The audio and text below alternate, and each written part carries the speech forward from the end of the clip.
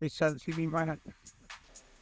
Et see on kalakasvatuse sinimajanduse algus.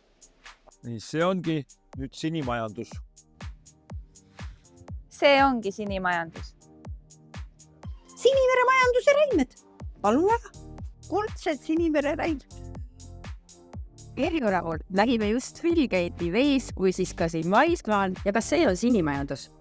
Hülged mängivad sinimajanduses väga olulist rolli, olles siis nii toiduahela osaks, ökosüsteemi nii-öelda insenerideks, kui ka üleüldse mere ökosüsteemi seisundi väga headeks peegeldajateks.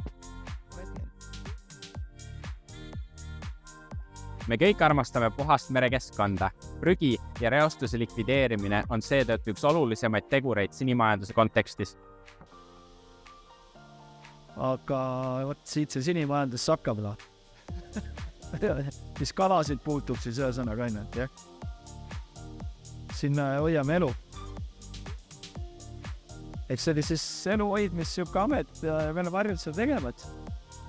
Et sa tagad kaladele need elamisväärsed tingimused kasvavad ja annab endale süüa ja iga looma kasutusel on. Lapsed ütlesid, kusjuures algklassid käisid sellel Sproti õpitoas või lasteaia lapsed. Ja tegin suitsuahju lahti, on ju, õpetaja küsib, no lapsed, mis kalade taivus on terve rühm ühes suus, kalad. Terras ütles, mitte väga ammu, ütles, et me oleme kõik oma söjad pidanud vastu tänu vanaema kartulikeldrile. Et see filosoofia mulle väga meeldib, et on need inimesed, on need oskused ja on need primitiivsed asjad, mis ei sõltu voolust, netist, mitte millegist, millega ma saan söödud. See, et kaluri oskus säiliks, on toidujulgeolek.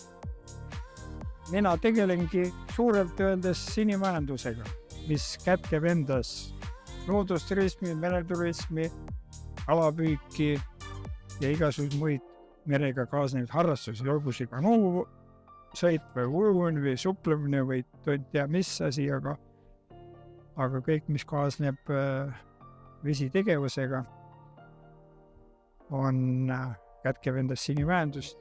Ise sõidan, ise räägin, peab natuke huumorit ka näema, et see kõidab inimesi, ja kalapüük ja nõukst asjad, kõik, mis merega seonduvalt.